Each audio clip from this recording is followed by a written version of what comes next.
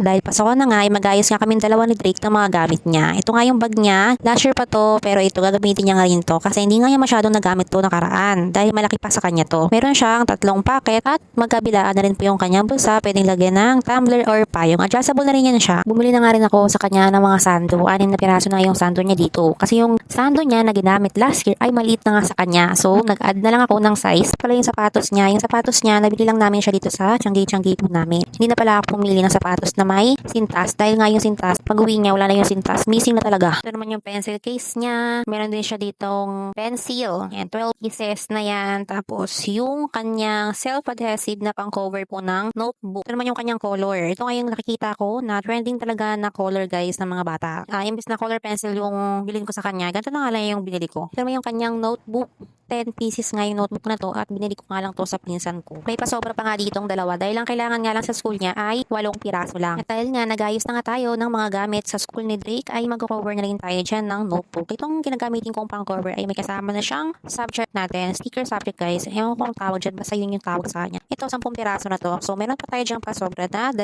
piraso. Tinawag ko nga dito si Drake at para nga magpatulong ako na mag-cover ng notebook niya. Siya na nga yung pinaglagay ko dito ng sticker at tinuruan ko na rin siya kung paano mag-cover ng notebook niya. At dito naman banda ay siya na rin nga yung pinagsulat ko sa notebook niya ng name, section, grade at pangalan ng kanyang teacher. Nag-cover na nga si Drake dito ng notebook niya. Madali nga niyang natutunan kung paano nga mag-cover ng notebook kasi nga napaka-easy nga lang nito. Hindi nga katulad dati kapag mag-cover kami, kailangan pa ng ruler, scotch tape, pero ito, ididikit na lang po kasi nga self-adhesive na nga yung binili nga namin pang cover sa note niya. Napaka-easy na lang po yan. Katapos nga namin mag-cover dito, ay pinalagay ko na nga kay Drake ang mga notebook niya sa bag niya at paglusukat nga kami ng kanyang uniform. So check nga kami ng uniform niya kasi nga tumaba nga talaga si Drake compare nga last year. Payat siya last year pero ngayon nagkalaman naman talaga siya kaya susukatin ngayon lang namin susukatin tong uniform niya. Kasya naman yung uniform niya kasi last year nabili kong uniform sa kanya ay malaki talaga yung binili ko para magamit pa ngayong taon yon. At nasukat kami ng sapatos at sinukat na rin namin yung bag niya.